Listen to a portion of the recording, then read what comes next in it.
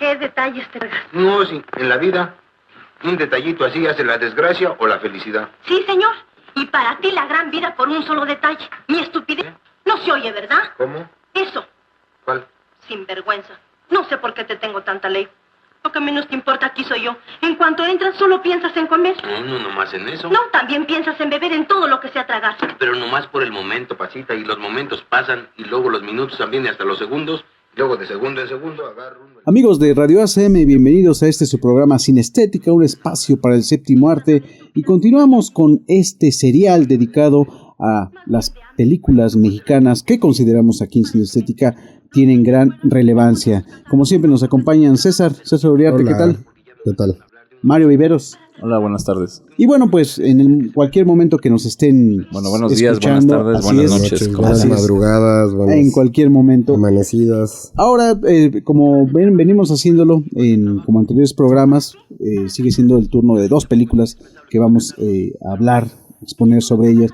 La primera, bueno, pues es una película de 1940 realizada por este cineasta llamado Juan Bustillo, que ya le habíamos comentado, si bien un poco en el anterior programa, con respecto al compadre Mendoza, un poco en cuanto a su intervención como asistente de dirección de Fernando de Fuentes, así es. Pero bueno, aquí ya para este momento, en 1940, ya había debutado, y Juan Bustillo Oro es uno, para introducir un poco sobre este cineasta, debuta con la película Dos monjes, allá en 1934, con toda una influencia del expresionismo alemán, que ya incluso lo habíamos hablado, César, ¿no? Sí. También con otros cineastas que tenían, como Arcady Boitler con La mujer del pueblo, mismo Fernando de Fuentes, ¿no? Y sin embargo, esta beta artística, por así decirlo, no había tenido una relevancia a nivel taquilla, pero en ese sentido todas esas películas no fueron tan importantes taquilleramente hablando, no así en cuanto a la historia y a su aportación artística, y por supuesto con una influencia tremenda en nuestro cine mexicano.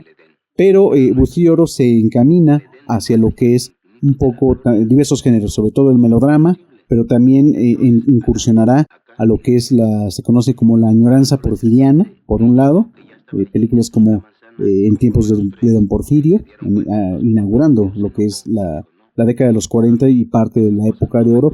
Y en ese mismo año, 1940, realiza una película sin duda, y aquí lo que vamos a comentar, si para muchos puede ser la mejor película hasta el momento, junto con una más de comedia, la mejor película de comedia, junto con uno de los comediantes más importantes hasta ese momento, Mario Moreno Cantinflas. La película es Ahí está el detalle, que bueno, pues es un guión de Humberto Gómez Landeros, original, y que bueno, ahí Bustillo Oro pues incursiona por primera y única vez con este personaje que ya venía teniendo presencia en finales de los años 30 en la pantalla, que es Cantinflas con su debut en No te engañes corazón, una película de Miguel Contreras Torres, donde hace una breve aparición el personaje de Cantinflas, y después con las incursiones de Arcady Boitler en Águila o Sol, en Así es mi tierra y en el signo de la muerte. Ahí son películas donde Cantinflas empieza a tener cierta presencia en el cine. Con ahí este detalle es un antes y un después en el trabajo de Mario Moreno Cantinflas. Y bueno, pues esta película es toda una serie de enredos donde un personaje, el personaje de Cantinflas, es novio de la sirvienta de esa residencia, donde los patrones, los dueños, nada más y nada menos, uno de ellos está interpretado por Joaquín Pardavé. Nada más, ¿no? O sea, es un duelo incluso de cómicos.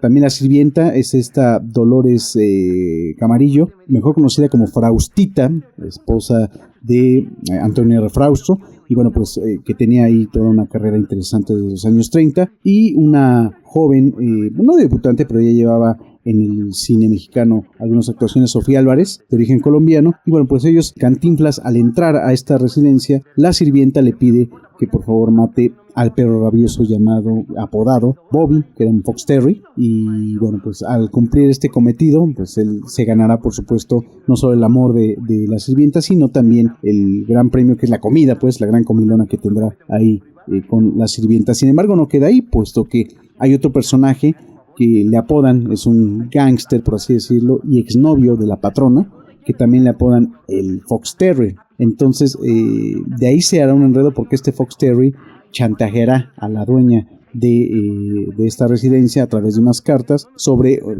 de amor, y un celoso, muy celoso Joaquín Pardavé que estará vigilándola. Entonces, en esta comedia de enredos, muy aparentemente complicado, pero creo que el manejo tanto del guión como de los diálogos, sin duda, es lo que hace que destaque mucho esta película, sobre todo utilizando a este personaje ya Cantinflas, donde su modo de hablar, que es una forma tan enredada, ¿no? Y para poder defenderse ante una sociedad como usted comprenderá, tan no, enredada, pero así es. Pero tiene que ver también con la llegada, es decir, en ese momento, en el contexto, digamos, cultural del popular país, ¿no? de los espectadores, las carpas juegan un papel muy importante, y de ahí viene Cantinflas. O sea, Cantinflas es un cómico de carpas que se presenta frente al público en vivo y que, digamos, desarrolla este personaje del peladito, entre comillas, este mexicano jodido, del barrio, ingenioso, incluso. Sí, desarraigado. Y eso es lo que hace que pegue el personaje con el público, ¿no? Y digamos, ahí está el detalle, es la gran primera película, y yo creo que la mejor película desde mi humilde perspectiva, de Mario Moreno Cantinflas. Sí, sin duda, yo también estoy de acuerdo, es la gran y la única mejor película de Cantinflas. Yo creo que se debe a Juan Bustillo Oro. Yo creo que lo que mencionabas ahorita de Lo Carpero es muy importante, porque tenía un gran sentido de la improvisación, pero yo creo que lo que le fallaba quizás, a mi muy particular punto de vista, al señor Cantinflas, era que no tenía un editor. En la carpa él repetía el mismo gag, porque al final del día la variación de las palabras, o si se cae primero o se cae después, porque hacía mucho lo que se conoce como el slapstick comedy, que era de golpe y porrazo, ¿no? De pastelazo. De pastelazo, de capulinazo después, ¿no? Años después se le conoció. Y era obsesivo. La comedia requiere de un timing muy específico para que pueda funcionar. Si no, se vuelve un agotamiento, ¿no? O sea, partamos la vez que nos acompañó Andy Palma, ¿no? Armando López. ¿Es Armando López? Sí, el famosísimo Andy Palma, a quien le mandamos un saludo. Es uno de nuestros uno de nuestros tantos, digamos tantos. Sí, de 3, que es uno de ellos. Nosotros dos somos nosotros, porque Lalo no nos oye. No. Ya, con editarnos es suficiente. Y en esa ocasión hablábamos un poquito de la comedia, ¿no? Que era, en sí es un género que aborda, ¿cómo decirlo? Hace escarnio de la debilidad humana, ¿no? Claro. Y nosotros nos reímos porque nos vemos reflejados pero no es nuestra culpa, es la culpa en este caso de Cantinflas. Claro. Y yo creo que mucho de su cine posterior, ahí está el detalle, abusó de ello. Abusó al grado que dices, ay, ya, qué hueva. Bueno, claro, pero eso sucede. Porque cambió de director. Claro, y él le empieza a tomar el poder. Él se volvió el líder, o sea, él no dirigía prácticamente, tenía alguien que estaba dándole órdenes a las demás personas, no a él. Y en este caso, que era lo que iba, Bustillo Oro viene de una escuela totalmente distinta, sí, de Fuentes y demás, pero, bueno, Dos Monjes tiene una gran influencia del cine de Eisenstein, el montaje, entonces se vuelve alguien que está muy, muy clavado con la cuestión de la estructuración de la historia y el ritmo, y creo que eso ayuda muchísimo a la película. Y Joaquín Pardavé, ¿no? Claro, o sea, que es el mano a mano. Sí, pero Joaquín Pardavé, ¿no? es el máster de los tiempos. Es el gran genio de la comedia, poco valorado. Bueno, en su momento no tanto, pero ahora poco valorado, quizá poco recordado, pero era el jefe. Sí. Y seguramente ahí Mario Moreno le aprendió bastante al maestro, ¿no? Claro, sí, en esta película y en esta comedia, sin duda llevan el peso los dos, Joaquín Pardavé y Cantinflas, ¿no? Es hasta una especie de ping-pong que se da todo el tiempo. Sí creo que es una comedia en ese sentido inteligente, y el espectador tiene que estar muy atento, porque no es una comedia fácil, ¿no? Es el doble sentido, pero no es el doble sentido que conocemos tal vez hoy, ni siquiera, es un doble sentido, yo lo llamaría hasta inteligente, hay que pescarla en el momento, ¿no? Hay una escena cuando llegan los niños a invadir, porque son la esposa del personaje de Leonardo del Paso, que lo confunden, pues, o se hace pasar por Leonardo del Paso, cuñado de Joaquín Pardavé, y que, bueno, pues si está ahí Leonardo del Paso, tiene que estar vivo para cobrar una herencia. Y, bueno, pues le llegan estos niños para que lo reconozcan como papá, y en un momento les dice, hijos, y entra Joaquín Pardavé y dice, pero sí, ¿qué les estás diciendo? ¿Por qué los tratas así? Pues es que no ves que tal vez sean invasores, ¿no? ¿Qué? Dice, pero si acabo de escuchar que les dijiste hijos. Y Cantinflas le contesta, pero no me diste tiempo de decirles de qué. Entonces, ¿O de quién? O de quién. Exacto. Entonces, ese tipo de cosas son muy interesantes y hay que pescarlas, ¿no? Y hay que estar atento a esta película. No es, creo que ni siquiera la comedia fácil.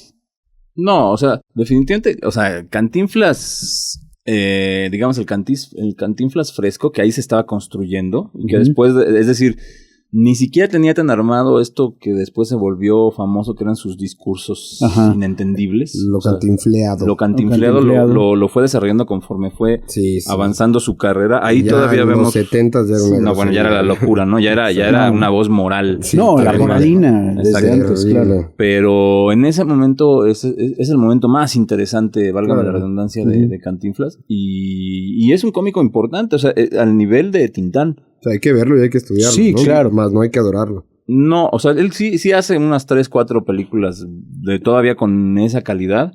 Y luego, bueno, ya empieza a enloquecer. Claro, se vuelve más popular, más famoso. Productor de las películas. Es que después de esa película se hace de su empresa Posa Films, que es precisamente la que controla, todo es el productor que controla. Y él llevaba al director, muchas de ellas son de Miguel M. Delgado. Todas. Después de ahí está el detalle, precisamente porque el asistente era Miguel M. Delgado. Se lo lleva, todavía incluso filma con Galindo. La de Ni Sangre ni Arena, es Alejandro Galindo, que también, bueno, las anécdotas hablan que hay mucha confrontación también con Bustillo Oro y en su momento con Galindo, y es con Miguel M. Delgado con Gendarme Desconocido, que es cuando que después tiene que de ahí es para el filo del policía. Dios, 777 el 777 y de ahí para el real, como diríamos, ¿no? Ya es el director de cabecera que tendrá. Y ya toda la época echeverrista es un no, y los 60s también ya es una cosa. Sí, ahora digo, es una cuestión que acá se lee como algo muy positivo irse a Hollywood, ¿no? Él hizo una película ganó en un Hollywood. Globo de Oro, ¿no? Pero además hizo Pepe, la ¿no? más famosa era La Vuelta al Mundo, que es la primera, creo, claro, y después Pepe. y luego Pepe, ¿no? Que hace un papel realmente lamentable. Sí, no. O sea, pues interpretando una figura del mexicano que no yo siento que no nos representa, ¿no? Y a mí exacto. A mí me llama mucho la atención que este personaje de Cantinflas, y recuerdo de Manny de generaciones atrás, ahora sí que las generaciones que nos antecedieron lo idolatraban mucho, ¿no?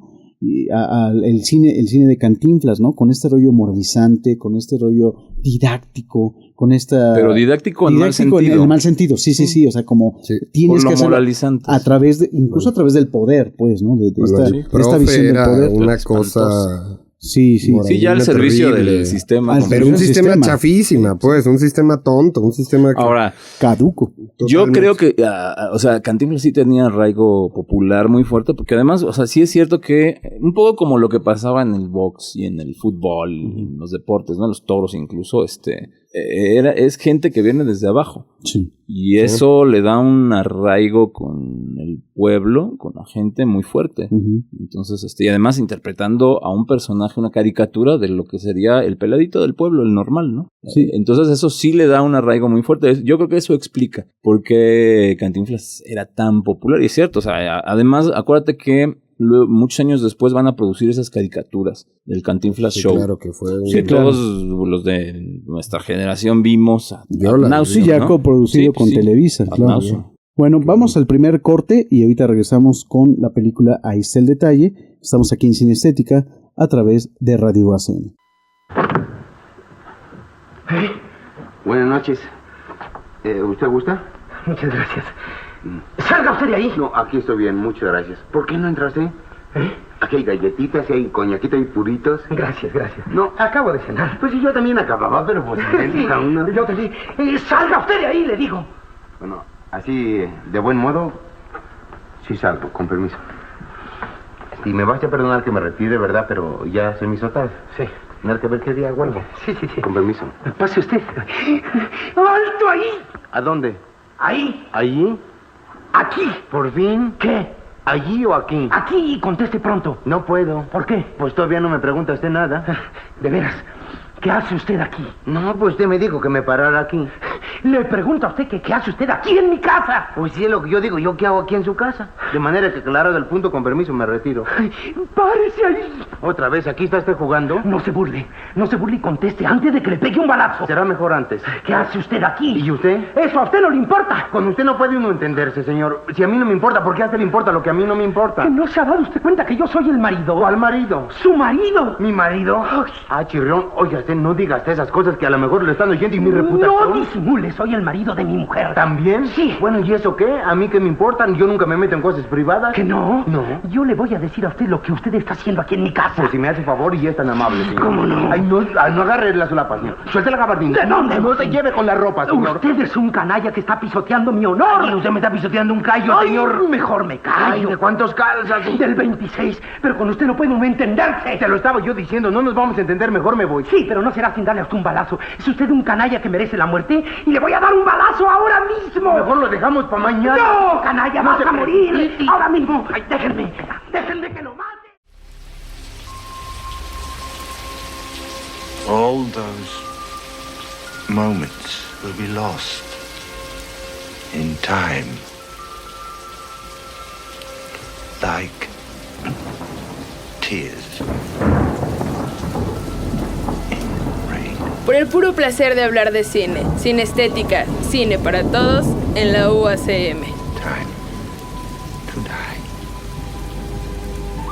Oye, ¿cuántas copas llevo? 5. Ah, caray. Yo nomás 4 aguanto, ya estoy sobregirado.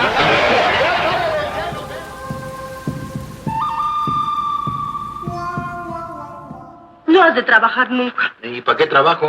¿Cómo para qué? Para casarnos. ¿Y a poco es indispensable que para casarnos trabaje yo? Y si tú no trabajas, ¿de qué comemos? Y luego, don Cayetano. Descarado. No ofendas. Mira, tú sigues aquí, yo allá. Luego en la noche vengo acá y tú me esperas aquí. Dormimos allá y la mitad de lo que tú ganes para acá.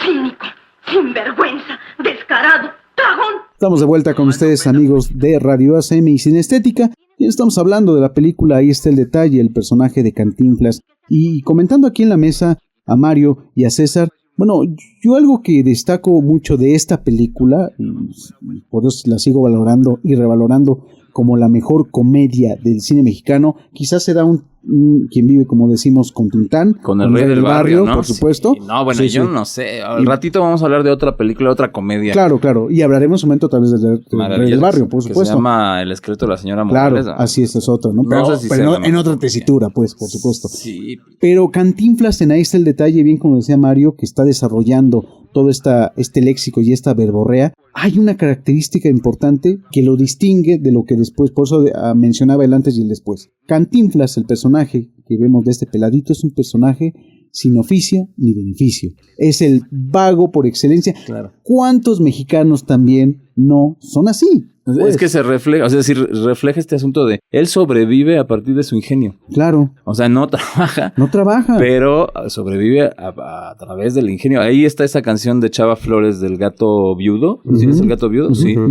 En donde exalta esos mismos valores, ¿no? Entonces, esas cosas son las que tienen que ver con el pueblo. El problema es que luego, sí, cuando se dan cuenta de la utilidad del personaje, sí, para tirar choro por ahí, sí, entonces se convierte en el trabajador modelo, ¿no? Claro. Ahí está esa película espantosa del profe que el profe creo que es la Totó peor, había ¿no? dicho, ¿no? La peor en cuanto a tono moralizante. Había una en la que era diputado, ¿no? Si yo fuera diputado, y ahí empieza, pues, yo diría, a degradar y a traicionar al personaje. Pero no, ya como dicen los 60, ahí 70. sobrevivía también sin oficio, ¿no? Era diputado. Ah, bueno, sí. No, sí, pero era también No, pero era buen diputado. Él era el buen diputado. Iba a ser diputado porque creen que era aspirante a abogado. Claro. Ajá, entonces defendía a las de la vecindad y todo este rollo, ¿no? Y también tiene con una parodia de una canción, ¿cómo se llama? El bolero de Raquel. El bolero de Raquel, claro. Que es todavía bolero. Es blanco y negro, ¿no? No, ya es color. Ya es color, sí. Y es bolero. Una cosa que decías en el corte sí, muy interesante es que el Cantinflas, digamos, interesante, válgame la redundancia, fue el Cantinflas en blanco y negro. Sí, el blanco y negro, que es lo que comentábamos en su incursión con Arcady Butler primero, que sin duda una película como Águila o Sol, no sé ustedes, pero es una película interesante. Sí, es interesante. Toques hasta por momentos surrealistas. Como todo. ¿No? Por supuesto, incluso la parte semidocumental yo le llamaría por la interpretación en la carpa. Ese esquema, esas escenas o secuencias de la carpa con Medel bueno, sin duda es icónica, ¿no? Nos muestra precisamente lo que decías, cómo los Cantinflas y muchos carperos se van haciendo con este público bronco, ¿no? Que lo tiene ahí muy cerca, ¿no? Y tiene que ser exigente. Y como puede reírse, pero como puede aventarte todo su desprecio. No se escuchan mentadas de madre, obviamente, pero seguro, por supuesto que las había, ¿no? Claro, a nivel del arrabal. A nivel del arrabal, por supuesto, ¿no? Y muy arrabal ve esa película. Ahora, Cantinflas ha sido una figura importantísima en el cine mexicano, digamos, en esta época de oro, en esta industria mexicana que sí existió, que ya no existe, pero sí existió. Claro. Pero si se dan cuenta, y si hacemos un análisis serio, la mayoría de las estrellas, dije la mayoría, no todos, obviamente con sus honrosas excepciones, pero la mayoría del Star System mexicano está dado con actores muy superficiales, o sea, que no tienen demasiado talento. Hablo desde María Félix, claro, pasando por Pedro Armendáriz. Ya sé que muchos se van a enojar, pero vean, los que eran pésimos actores. Y Cantinflas no es una maravilla tampoco. Claro, tiene más elementos, eso, pero no, y luego se lleva su carrera hacia abajo. Y estaba pensando en Tintán también. O sea, Tintán en es un momento, sí, muy importante cuando hace El Rey del Barrio y toda esta serie de películas. Tintán y luego era por mucho mejor, pero y luego al final también se va. Tintán se come a Germán Valdés en ese sentido, claro. Pues se lo traga. Pues. Ya en el sentido casi literario, ¿no? Porque acaba bien gordito ya cuando se va a vivir a Acapulco. Pero en Chanoc está fatal. No, es algo lamentable. Pero eso ha pasado con muchos de los... Digo, por ejemplo, yo considero personalmente que Pedro Infante sí era un buen actor, sí tiene buenas películas, o películas en donde tú notas el reto actoral y cómo lo saca adelante. Y la evolución, incluso en algunos. Pero luego hace Tizoc, o sea, no inventes. Lo regresas. Sí. De hecho, sus dos, nada más para hacer esto de Pedro Infante, desde mi particular punto de vista, las dos últimas películas de Pedro, que son Tizoc y Escuela de Rateros, son pésimas. Pero fíjate, Escuela de Rateros es de Fernando... No, Rogelio González. De Rogelio González, que es el mismo que hace La vida no vale nada, que es una película espléndida desde mi perspectiva. No, sus mejores actuaciones. Es la mejor película de Pedro Infante. A mí me encanta, ¿no? Retomando lo de Cantinflas en blanco y negro, sí, creo que logra sacar todo su repertorio histriónico. De hecho, después de El detalle y el éxito, los documentales los he visto y los tengo, hace unos cortos publicitarios, o sea, anuncia desde cerveza, anuncia algunos servicios para coches, utilizan muy bien al personaje, entonces son cortitos donde anuncian estos como comerciales y funciona, jala. Todavía vienen películas, ahorita me hiciste acordar de cuando dijimos, cuando que no trabaja, que esto es algo natural y propio del personaje, ¿no? No busca moralizar a nadie, no busca decirle lo mejor es trabajar. Hay un discurso de su novia, del personaje de Faustita, que le dice, pues es que el trabajo dignifica. Dice, claro. ¿A poco usted no ha sentido ganas de trabajar? Y le contesta, dice, no, pues sí, y muchas, pero para eso soy macho, para aguantarme las ganas de trabajar. Sí. Y, o sea, este es ingenio, es que ¿no? Pero además ese era el verdadero Cantinflas, que después traiciona al personaje. Lo traiciona, exacto. Claro. Y sobre todo en lo que sigue de los años 40, porque vendrán cosas como Los Tres Mosqueteros, Romeo y Julieta, que bueno, sí está medio chistosón, porque buscaba incursionar en España sobre todo, y en Latinoamérica, pero después estoy acordando de una película como por ejemplo El Portero, que ya con Silvia Pinal, ¿no? Una debutante o casi debutante Silvia Pinal, y donde ya también está empezando aunque se viste pues como en Ahí está el detalle, ya empieza a alejarse y a tener principios ese personaje, cuando en este detalle lo que menos le interesa es tener hasta moral. Así es. Cierta moral. No, eso es parte de su chiste, ¿no? Y bueno, y despuesito del Portero se viene El Rey del Barrio, que es una primera sacudida que le dan al personaje Cantinflas con la llegada del Pachuco. César mencionó de la del diputado, que si yo fuera diputado, en esa película, donde pues, también ya me acordé, es barbero, es peluquero, pues, al mismo tiempo. Y al inicio de la película pone, no se acuerdan, que dice, no se aceptan bla, bla, bla, y hay una parte que dice, tampoco se aceptan pachucos, porque me caen gordos. Claro, una alusión total a Tintán, que en ese momento ya le está robando, comiendo el mandado, ¿no? Es la gran competencia que tiene Cantinflas. Con toda razón. Sí, efectivamente, ¿no? Tintán nunca traiciona al personaje de Tintán. Esa es la gran diferencia, ¿no? O sea, en estos atributos moralizantes, pues quiero decir. Al contrario, ¿no? Al contrario, claro. El Rey del Barrio es un delincuente. Claro, y se burla incluso también. No, pero siempre, fíjate, el personaje de Tintán es muy interesante porque por lo general en calabacitas tiernas, por lo general siempre está haciendo lo que hacía Cantinflas al principio. A través de su ingenio. Sobrevive, porque en realidad el rey del barrio nunca hizo un delito. No, en realidad... No, su incompetencia no le permite. Pues, sí, todo era rollo, ¿no? Y llega y maneja su banda y demás. Y esa banda maravillosa, ¿no? Pero aparte es huelguista. Rondamón, eso es interesante. Es huelguista. Sí. Es huelguista, que eso es interesante también. Pero Carrilero huelguista. Sí, o sea, hay esta gran diferencia entre esos dos cómicos. Obviamente Cantinflas era muy ingenioso y obviamente tenía mucho talento el tipo, pero traiciona a su personaje muy rápidamente. Sí. Claro, eso no implica que no sea popular, pero no es un asunto de popularidad, porque entonces Eugenio Derbez tendría que ser... el más grande cómico de todos los tiempos. Sí, es el que más ha vendido, ¿no? Sí, pues sí, esa lógica, pues. Sí, esa es la lógica, pero como no es la lógica, pues no, entonces... Y sigue vendiendo. Y seguirá. Y seguirá vendiendo, ¿no? Bien, entonces ahí hay otros momentos de el detalle, por supuesto, cuando ya están en el juicio, pues, con toda esta confusión. Sin duda, este cierre que le dan, pues, ya cuando se presenta el verdadero asesino, ¿no? Del Bobby, porque todo el mundo... Eso también es interesante, cómo la confusión del famoso Bobby humano con el Bobby perro, claro, ¿no? Que esto te lleva fácil en el juicio prácticamente 15, 20 minutos, ¿no? Sí. No logran, y esto me parece ingenioso para el momento, para quienes están, ¿no? Para tanto Bustillo Oro, que está como nos expone la escena, Cantinflas, por supuesto, que hace que lo confunda más, porque sobre todo no permite que su defensor, el abogado, lo defienda, al contrario, ¿no? Pareciera que él se va a la horca o a que lo enjuicien, y ya cuando llega el famoso Leonardo del Paso, el verdadero, pues todo se va aclarando, y esta secuencia que la vamos incluso a escuchar, donde todo el mundo está cantinfleando,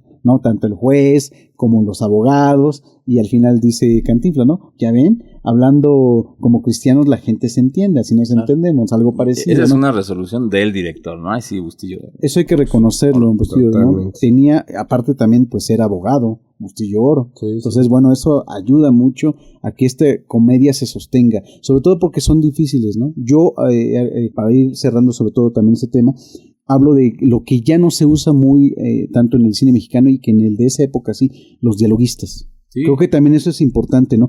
Tenemos una industria donde incluso se contrataban no solo guionistas, sino dialoguistas. Y esto ayudó mucho sobre todo a la época de oro, ¿no?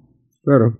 ¿No? Y lo que mencionabas de la resolución de la película es brillante, porque el screwball comedy es conocido como la comedia de enredos. Exacto. Entonces Bustillo Oro lo que va haciendo es desenredar todo. Sí, primero, en los primeros minutos, ahí está el enredo, ¿no? Y de repente deshilar, que esto es impresionante. Es una película fresca. Me acuerdo de otra secuencia, otra escena cuando Joaquín Pardavé está con un abogado para que lleve sus casos, y le dice, hay la confusión de Leonardo del Paso, porque le dice, es que uno es padre y el otro es hijo, y le contesta el abogado, ¿y el otro? Si la pescaron, la pescaron ahí los dos. Entonces eso te hace reír. Dice, no, dice, ¿cómo? Dice Joaquín Pardavé, pues ¿cuál otro? Dice, pues me dijo, no, no, que no ve que son dos personas, que son distintas personas. Dice, Leonardo del Paso, padre, que regresó de la tumba, ¿no? O sea, este tipo de cosas que son muy ingeniosas. Y que son estas discusiones sin lógica, pero que se vuelven muy interesantes para la película, para el tono de la película, ¿no? Así es. Bueno, pues sin duda una de las películas que aquí en Cinestética recomendamos, y muy en lo personal. Ahí está el detalle, es importante, sobre todo si quieren hacer comedia de enredos, creo que es básica poder ver esta película. Vamos a un siguiente corte y bueno, pues ahorita regresamos con el esqueleto. Claro, con otro Morales. Tipo de comedia, ¿no? Que es el esqueleto de la señora Morales. Así que estamos aquí en Cinestética en pues estos programas, estos seriales sobre películas mexicanas a 120 años de nuestro cine mexicano. No hay nada más noble ni que dignifique más al hombre ni que sea mejor que el trabajo. ¿Qué va, chiquita? Mira, nomás te voy a decir una cosa. ¿Trabajan los ricos? ¿A que no? Entonces, si el trabajo fuera bueno, ya lo tendrían acoparado los ricos y entonces nomás ellos trabajarían. Pero es posible. ¿Qué? Nunca. ¿Ya vas a cantar? Déjame acabar. De veras nunca, pero de veras nunca has sentido ganas de trabajar. No, eso sí ya cambia, no, sentido sí, hombre, cómo no, pero para eso soy hombre. ¿Verdad? ¿Seguro para aguantármela como los machos? No tienes remedio. No, y por último, a mí yo no puedo, ¿sabes por qué? Porque mis creencias religiosas me lo prohíben. ¿Tus creencias? ¿Seguro? ¿A poco no has leído la Biblia? No. Pues ni yo tampoco, pero ahí hay una cláusula en que dice, creo que es la cláusula de exclusión, que, mira, fíjate, te voy a contar, aquí está el Edén, pero no el cine. El Edén del más allá del infinito, de la gloria, de lo inconocible. Entonces, Adán, acá en el Edén. Cuando la serpiente que llegó, que ya estaba allí, entonces la manzana, y conforme los tres, que se dieron cuenta, entonces fue cuando Dios se enojó y dijo, no, a mí esas cosas no me gustan. Entonces les mandó al ángel de las llamotas que los corriera. ¿Y qué crees que les dijo Dios? ¿Qué les dijo Dios? Dios les dijo adiós, pero al decirles adiós, les dijo a los dos, comerán el pan con el sudor de su frente. Muy bien dicho. Ay, qué bien dicho. Y entonces ahí está el detalle del trabajo. Todos los que son tontos comen pan con sudor, que aparte de ser molesto es una cochinada. ¿Dónde está la higiene? Por eso yo no trabajo. Mientras se sude, no trabajaré nunca.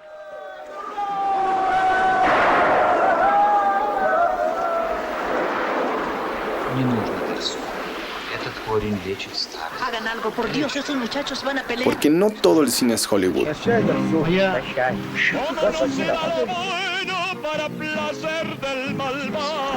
Ni ganar festivales.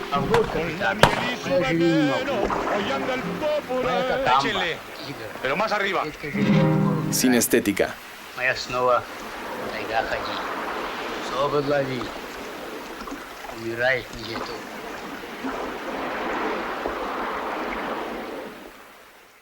¿Quiere el procesado hacer alguna declaración sobre los testimonios recibidos? Soy un hombre lleno de defectos. Lo que pasa es que, frente a la pureza y perfección de mi mujer, mis torpezas se agigantan. Pero no puedo ni ver la carne. Es animal podrido como los que tú disecas. Pero yo, ¿qué te hago para que me odies así? No olvides que el sufrimiento purifica y es la mejor manera de acercarse a Dios. Si es ironía, sepa usted que trabajo es también mi ministerio y bastante más difícil que el suyo. Pero quien lo duda, salvar el alma de un pecador debe ser mucho más complicado que disecar una iguana. Continuamos con nuestro programa Sin Estética aquí en Radio ACM. Estamos pues hablando de unas películas importantes en la historia del cine mexicano, 120 años de cine mexicano. Y ahora pasamos, es el turno de también una extraordinaria película, sin duda. Considero que está entre las mejores, sin duda, del cine mexicano. Sí, a mí no me gusta, digamos, hacer listas porque son muy subjetivas y en realidad, o sea, es complicado. Digamos que estas películas que estamos seleccionando un poco aleatoriamente tiene que ver mucho con nuestros gustos y que con cariño y con el placer que nos da ver cine les recomendamos a nuestros radioescuchas, pero no quiere decir que sean las 10 mejores películas. No, nada por exacto, estilo, no en cuanto a lista, pero sí estás de acuerdo que son películas que están en la memoria colectiva.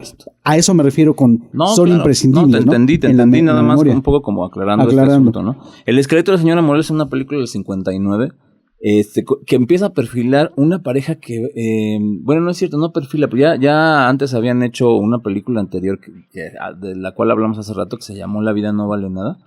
Sí, Rogelio A. González dirigiendo y el guionista que había trabajado con Buñuel antes y que luego se va a convertir en uno de los grandes directores mexicanos, Luis Alcoriza. Así es. ¿No? Alcoriza es el guión y se nota la mano de Alcoriza, ¿no?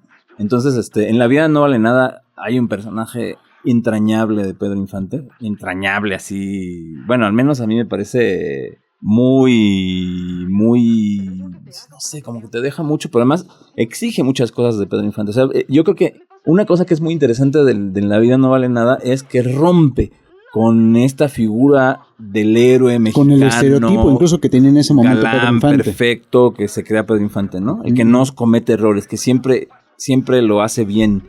Y siempre es bueno, ¿no? Y acá, bueno, no, salvo en El Coyote, que no es el bueno, pero siempre termina siendo bueno. No, bueno, acá es el antipersonaje. Es el borracho que se pierde.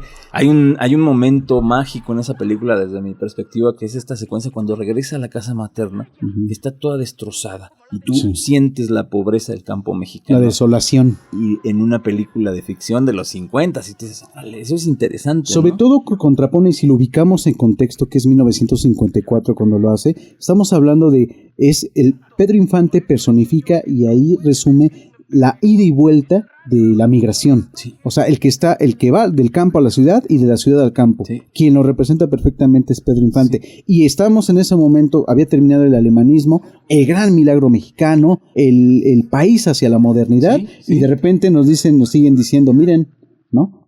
¿Qué onda con el campo? Claro. Reforma agraria no sirvió de nada años atrás y aquí seguimos en lo mismo. Muy interesante. Y bueno, luego deciden hacer esta comedia negra que se llama El esqueleto de la señora Morales, que es, desde mi perspectiva, una película rarísima para el cine mexicano, muy interesante, muy divertida, unas actuaciones extraordinarias, sobre todo de Arturo de Córdoba y de Amparo Rivera, que está maravillosa como la señora Morales, y una película incómoda, ¿no?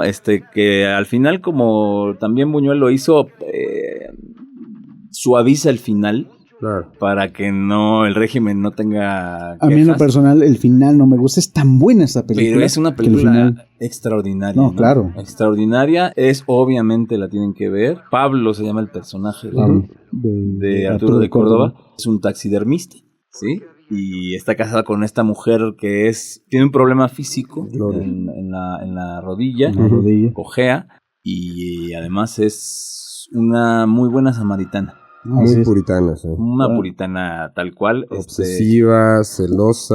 Mentirosa, manipuladora también, chantajista. Pero tan buena persona. Claro. Y los personajes son caricaturescos. Todo este grupo, por ejemplo, de buenas conciencias que están alrededor de ella, y el cuñado, que es el matón. Sí, es el clásico matón, ¿no? De que está empistolado. Sí, pues, sí, el clásica madrina de la judicial. Muy interesante la película, ¿no? Y ahí unos diálogos realmente muy bien llevados, una fotografía también muy bien armada y la actuación genial de Arturo de Córdoba y de Amparo. Hay movimientos de cámara muy interesantes cuando están en la cantina, cuando están con sus amigos jugando al dominó. Al dominó es interesante para la época, como dices, tan atípica, y hay que ubicarla también en contexto. El 59 es un año donde la crisis en el cine mexicano está terrible. Sí, muere Pedro Infante, habían muerto otros actores. Son los estertores ya de la época de oro, ¿no? Sí, ya se está acabando la época de oro, y está como que está en lo último, pero ya está entrando una nueva etapa, ¿no? O sea, es una película al mismo tiempo que Macario, por ejemplo, que son del mismo año, ¿no? Entonces, es una película típica, pero que quizás ahora, viéndolo en retrospectiva, no nos sorprendería el trabajo de Luis Alcoriza, porque él ya, como buen conocedor del cine mexicano, de los estereotipos, de las formas de hacer los guiones, de cómo se construyen los personajes, siempre ha jugado. Me hiciste recordar con el mismo El Inocente, que también es un guión de los Alcoriza, de él y de Janet Alcoriza, su esposa, y que están jugando, se están burlando de todos estos estereotipos de la clase burguesa, lo que se debe de hacer, la moral, ¿no? Entonces ya lo hace desde ahí. Sí, Alcoriza es un personaje muy interesante que luego va a hacer películas extraordinarias. Tiburoneros es maravillosa. La Naranja Mecánica, sí, ajá. No, creo que ese es de Mecánica Kubrick, Nacional. Me confundí al maestro Kubrick con Alcoriza. Son de cerca del mismo año, claro. Luego platicábamos con los dos, ¿no? Mecánica Nacional, una excelente. Mecánica Nacional, ya me pusieron nervioso. Mecánica Nacional es una gran peli, pero rarísima. ¿Pero qué? Rarísima, es una película. Pero eso es lo interesante. Por eso, es una película muy rara. Pero yo creo que hablaremos de en su momento, pero nada más, ¿a qué te refieres con rarísima? La estructura de la película en sí es muy rara. Es muy rara comparada no solo con el cine mexicano en general. Sí. O sea, la búsqueda de la narración. Algo que quisiera agregar es, sí, el cine estaba sufriendo, pero justo creo que pasó algo similar quizás en una cuestión de historias con lo que pasó antes con el neorrealismo italiano. O sea, dejamos de hacer películas públicas, por decirlo de alguna manera, para hacer historias intimistas. Esta es una película intimista más no poder. Sí, lo es. El esqueleto de la señora Morales es una pareja, ¿no? Y es un güey que pues se harta de su señora y ya, ¿no? Y la mandó de vacaciones a Guadalajara con una tía. ¿Se acuerdan la secuencia con la sirvienta que le está diciendo que le prepare el pedazo de carne? Claro. Es genial ese tipo de toma. Pero además la iluminación, la cámara en contrapicada y la iluminación hacia arriba para que se vean como... Hasta parecía una película, parece la del vampiro. Claro, por supuesto. ¿De Santo? Sí. De Robles, ¿no? Y Fernando Méndez. Y esta Carmen Montejo. Ahora, una de las cosas que es muy interesante del esqueleto de la señora Morales es cómo sí logran interpretar a un personaje como el de la señora Morales, que es un personaje hartante, o sea, lo detestas. Lo detestas, pero desde el principio. Sí. Desde el principio. Y Angelina Fernández, que es la hermana. Sí, ¿no? Una muy joven Angelina Fernández. Sí, o sea, en realidad ahí hay que decirlo, varios de ellos son de origen español, gente refugiados de Alcoriza y la misma Angelina. El sacerdote. El sacerdote también son gente, y además son exiliados, ¿no? Todos son exiliados. Y con una fineza ahí que muy bien combinada con el talento nacional, y no, realmente es una película muy recomendable. En la secuencia donde está ya confesando, Arturo es genial cuando le dice, pero usted no va a ser el primer sacerdote, dice algo así, que va a publicar una confesión. Eso es... Cuando dice, yo la maté, claro. Es muy interesante, ¿no? Y tú hay un momento que mencionas antes con la sirvienta. La sirvienta es una palabra muy fea, ¿no? Bueno, sí. En ese momento se decía así, ahí la tratan de la sirvienta, de hecho. Que luego va a correr. Claro, el personaje llena de celos. Sí, claro, la esposa. Y le daban celos porque era la que le preparaba su filete. Sí. El filete que tanto asco le daba a la señora Morales, ¿no? ¿Te acuerdas que le pedía que se lavara incluso con alcohol camporado? Le amargaba la comida. Muy interesante la película. Y desafortunadamente la moral nacional no permitió que la película tuviera el final que debía tener. Un final digno del tamaño. Pero lo mismo pasó con Los Olvidados. Los Olvidados, si ustedes se dan cuenta y ven Los Olvidados, esta voz en off del principio y el final, por eso hay un final alternativo, porque Buñuel era... Claro, pero era Buñuel. Claro, el maestro Buñuel. Son concesiones a la industria nacional. Es el problema del cine industrial.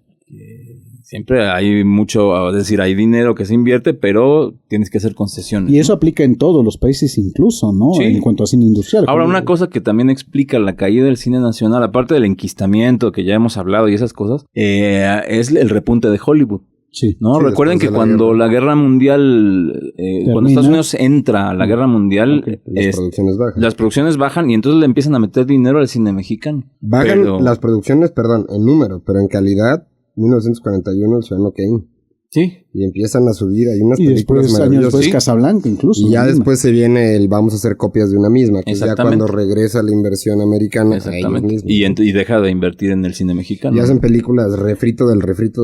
Pero incluso se sostiene el cine mexicano que es hasta esas épocas, ¿no? O sea, se va una serie de factores que combinan. Por un lado, sí es cierto, ya no está el amparo, americana. ¿No? Ya la americana. Y Jenkins está metido ya en el monopolio total, ¿no? Sí. Pero se desgastan las figuras. Por un lado, como dijimos, Cantinflas se desgasta, el mismo Tintán se desgasta. Para los 60 muere Miroslava, Joaquín Pardavé, Jorge Negrete, Pedro Infante. Eso también va generando las pocas estrellas. Incluso el Indio, hay un momento en que deja de filmar, tanto que Ismael Rodríguez lo rescata en La Cucaracha, ¿no? Sí. Porque el hombre ya no está filmando.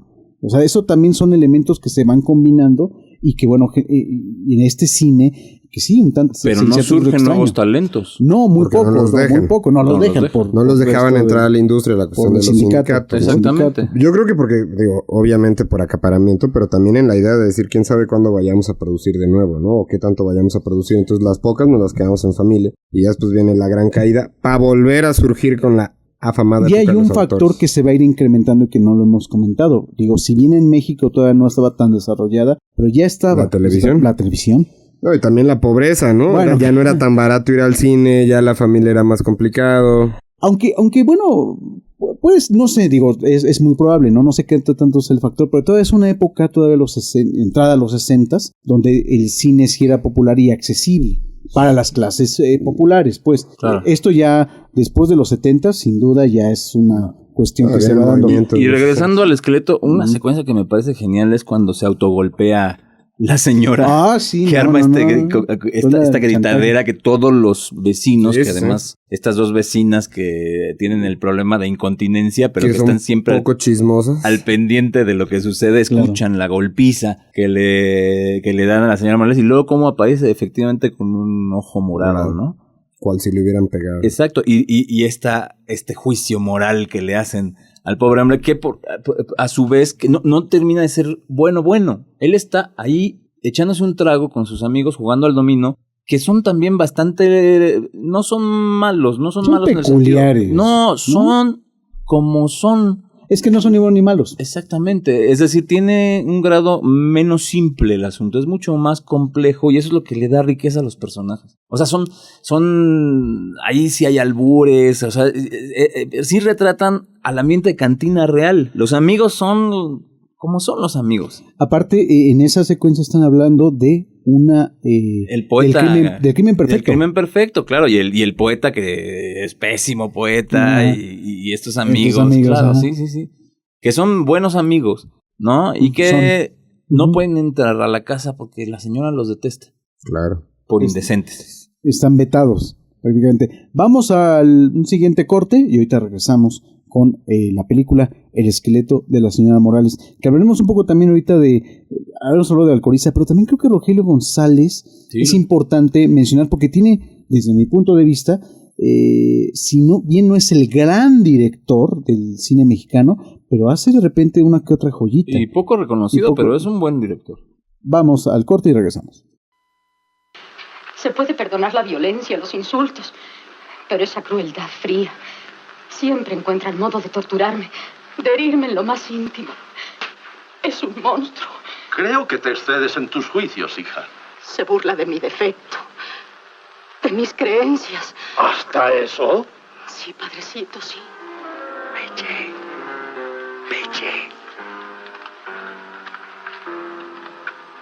Se fue la señora con las momias. Ahora que estamos solos, hay que aprovechar la ocasión. Meche.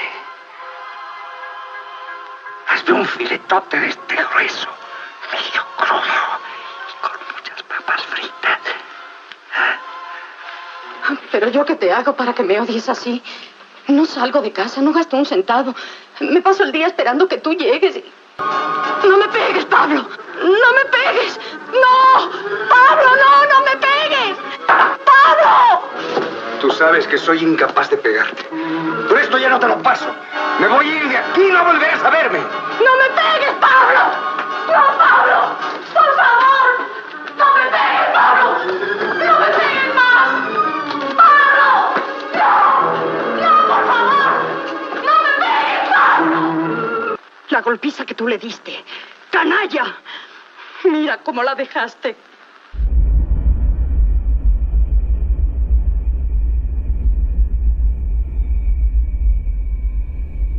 Cinestética, cine desde la periferia.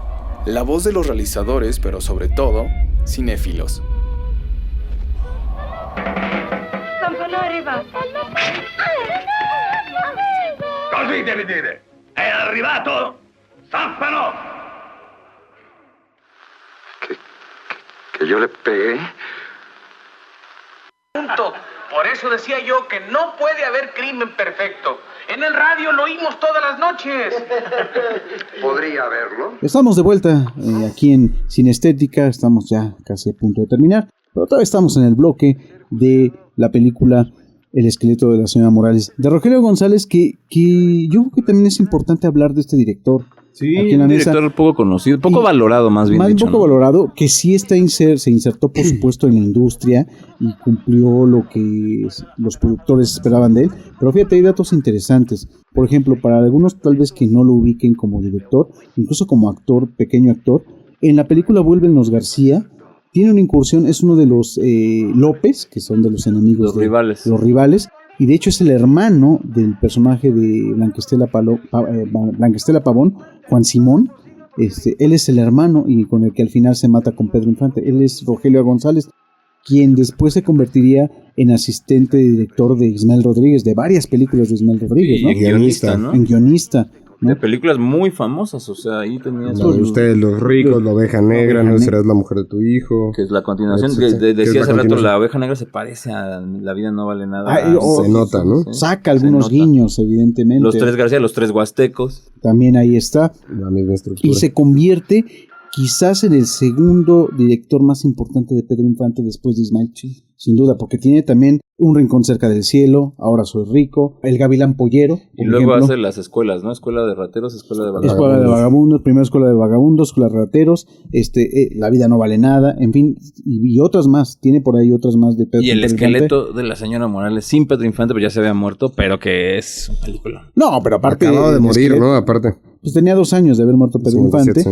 Y lo que estaba leyendo ahorita es que Arturo de Córdoba estaba ya también enfermo, o bastante enfermo, decía. No tanto, pero ya estaba como, obviamente, es que también la edad, ya para ese entonces Arturo de Córdoba iba entrando, iba a los 50 y tantos años, ¿no? Ya era una persona muy, bueno, sí, pero para el cine, para lo que era la imagen de los actores. Pero eso a Fernando Soler no le importó mucho. No, a ninguno. Bueno, y a Sara García, que lo que quería era verse más grande. Claro, pero en el caso de Arturo de Córdoba, pues era el galán, ¿no? Sí, pero galán, ¿no?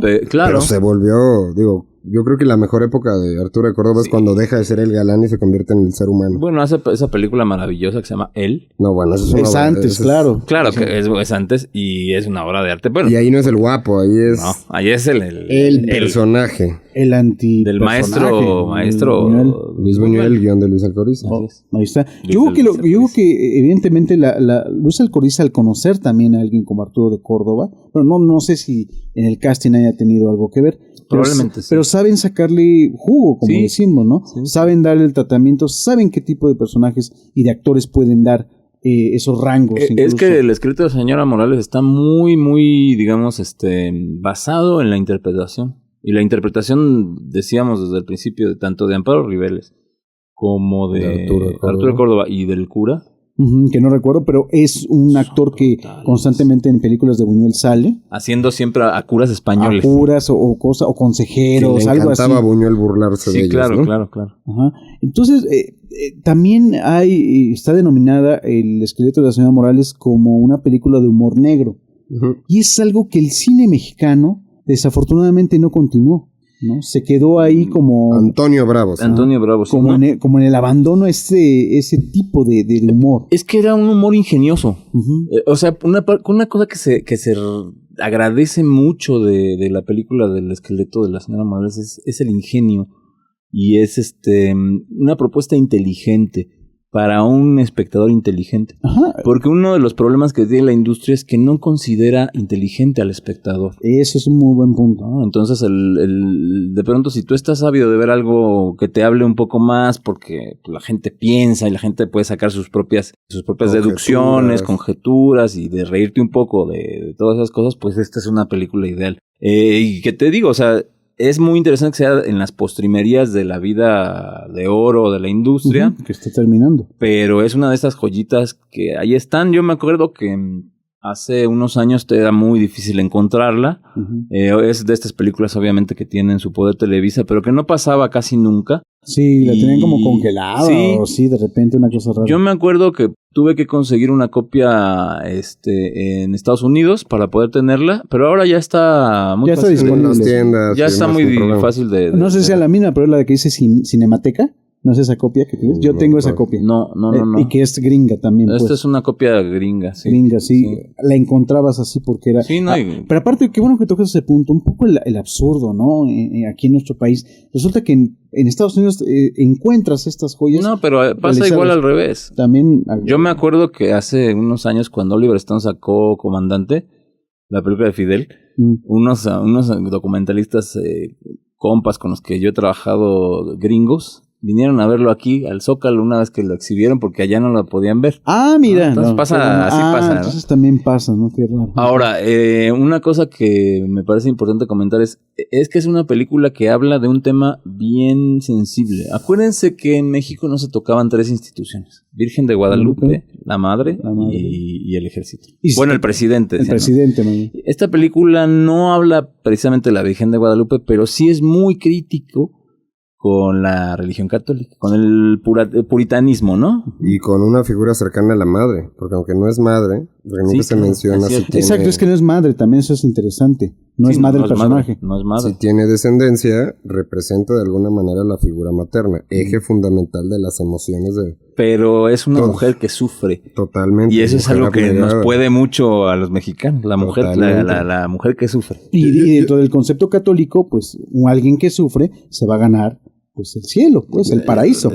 No meramente, creo que eso es una muy mala lectura, pero creo que es una de las razones del fanatismo. No, por eso, pero ese es el discurso, pues no digo que sea cierto, o que sí, o sea, ese es el discurso desde el catolicismo, a eso me refiero, pues. Contéstale eso de coplas. Justo a lo que voy, es una terrible lectura en general, porque se basa en metáforas. Digo, ya después Adrián va a decir que soy un poco exagerado por decir las cosas correctas, pero... ¿Quién? Adrián. Sí. De otro programa de aquí de Radio WhatsApp. Pero es una lectura con metáforas.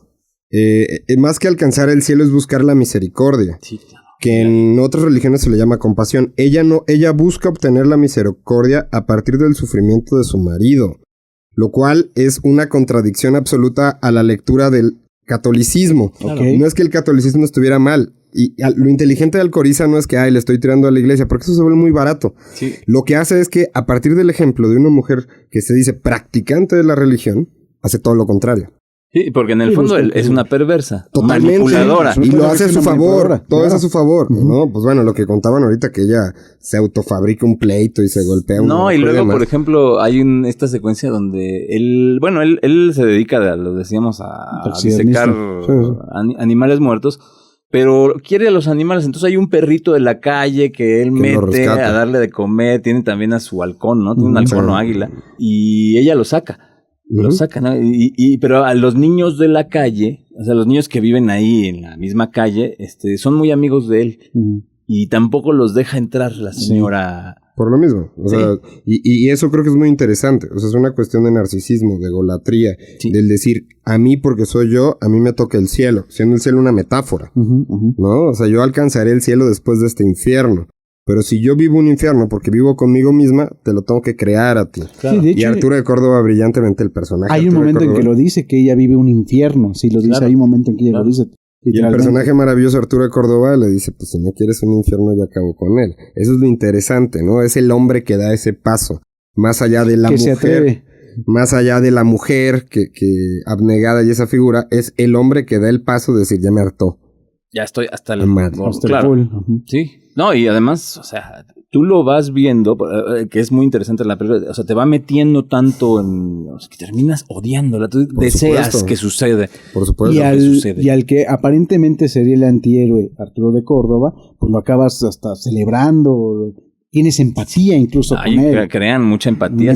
Todo el tiempo. Y no es una cuestión que tenga que ver solo con el género, ¿eh? No. O sea, me refiero a decir, no es una lucha de hombres contra mujeres. No, para nada. No es justo lo opuesto. Es la utilización de una filosofía de vida aplicada al favoritismo, aplicada al recurso propio, que eso es lo que aplica Alcoriza, pues, ¿no? O sea, yo creo que la crítica, más que una crítica, es una exposición y te deja que tú critiques, porque la comedia, en este caso creo la tragicomedia, funciona bien padre para juzgar al de enfrente, pero nunca te juzgas a ti. Exactamente, porque en el fondo es una autocrítica muy interesante. Totalmente. Y me parece que, pues sí, o sea, que si bien de pronto somos muy críticos nosotros desde acá a veces con la industria cinematográfica mexicana, es justo decir que estos personajes, tanto los realizadores como los actores, sí conforman un grupo importante de gente de cine que cohabitó, que creó lo que nosotros ahora conocemos como cine mexicano, ¿no? Y que hicieron